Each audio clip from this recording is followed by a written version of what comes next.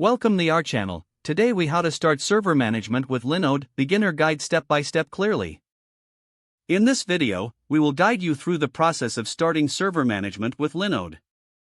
First, visit the Linode website and create an account if you haven't done so already. Once logged in, navigate to the Linode Manager dashboard. Click on the Create Linode button to start the server setup process.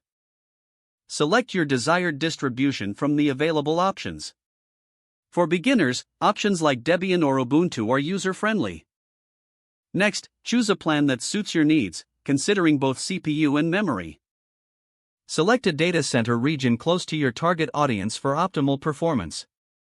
After choosing your plan and region, click on the Add a Label to identify your server easily. Proceed to the Create Linode button to launch your server. Wait a few moments for your Linode to be deployed. Once deployed, you'll see your server listed in the dashboard. Click on your Linode to access its management page. Here, take note of your server's IP address, you will need it for future connections. Next, set up your SSH keys for secure login. On a local terminal, generate a new SSH key pair if you don't have one.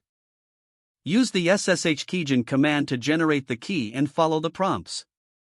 Copy the public key to your clipboard. Return to the Linode Manager and find the SSH keys section. Paste your public key into the designated field and save it. You can now connect to your server via SSH.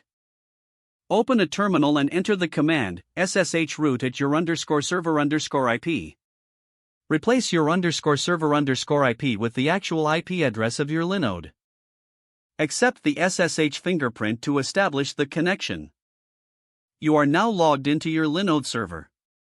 Once connected, update your system packages by running apt-update and apt-upgrade. Next, consider setting up a firewall for your server. Use a simple interface to manage firewall rules. Don't forget to like this video and subscribe to our channel for more step-by-step tech guides.